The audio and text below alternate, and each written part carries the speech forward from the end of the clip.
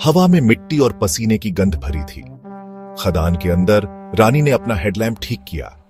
धूल के कण पीली रोशनी में नाच रहे थे, जैसे अंधेरे में सोने की बारिश हो रही हो। 17 साल की रानी इस खदान में काम करने वाली अकेली लड़की थी। कई खनिक ताने मारते थे, कहते थे कि ये अपशकुन है। रानी को कोई फर्क नहीं पड़ता था, उसे काम करना ही था। उसके पिता, जो कभी सबसे ताकतवर खनिक थे, अब पत्थर गिरने से अपाहिज हो चुके थे। लेकिन जब वो उसे काम के कपड़ों, हाफ पैंट और ढीली कमीज, जो दम घोंटू गर्मी के लिए सही थे, में देखते थे, तो उनकी आंखों में अभी भी चमक रहती थी। एक और दिन के लिए तैयार रानी, बुढ़े मोती चाचा, जिनका चेहरा सिकुड़ी हुई चर्मपत्र जैसा था, उसे देखकर मुस्कुराए। हमेशा तैयार मोती चाचा, रानी ने अपनी कुदाल उठाते हुए हंसकर कहा, यह सोना खुद तो नहीं निकलेगा। खदान उसके लिए दूसरे घर जैसी थी, अंधेरी, गीली, खतरनाक, लेकिन इसकी गहराई में कहीं बेहतर जिंदगी का वादा छुपा था। एक ऐसी जिंदगी जहां उसके पिता को चिंता करने की जरूरत नहीं होगी। कुदाल का हर वार एक दुआ थी, चट्टान पर हर टकराहट उसके हौसले का सबूत। उसकी बाहें दर्द कर रही थी, उसकी पीठ में दर्द था, लेकिन रानी लगी रही। वो सिर्फ सोने के लिए नहीं, बल्कि अपने पिता की मुस्कान के लिए काम कर रही थी।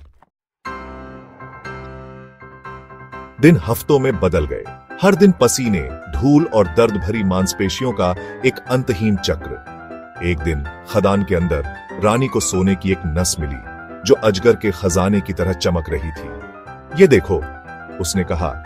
उसकी आवाज गुफा में गूंज रही थी। दूसरे खनिक इकट्ठा हो गए, उनके चेहरे विस्मय और थोड़ी सी ईर्ष्या से चमक रहे थे। रानी, उनकी छोटी रानी, ने सोना खोज निकाला था। यहां तक कि खदान का फॉरमैन, जो हमेशा गुस्से में रहता था, ने भी उसके कंधे पर हाथ रख दिया। शाबाश लड़की, उसने कहा। उसके चेहरे पर एक दुर्लभ मुस्कान आ गई। शाबाश। दिन के अंत में खदान से बाहर निकलते हुए, धूप में आंखें मिचकाते हुए, रानी को गर्व महसूस हुआ।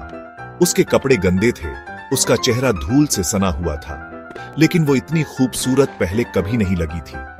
उसने अंधेरे का सामना किया था और विजयी होकर उभरी थी। उसने जो सोना खोजने में मदद की थी, वो उनके भविष्य को सुरक्षित करेगा, उसके पिता की आंखों में फिर से रोशनी लाएगा। जैसे ही वो घर की ओर चली, डूबते सूरज के सामने उसका साया लंबा और पतला पड़ रहा था।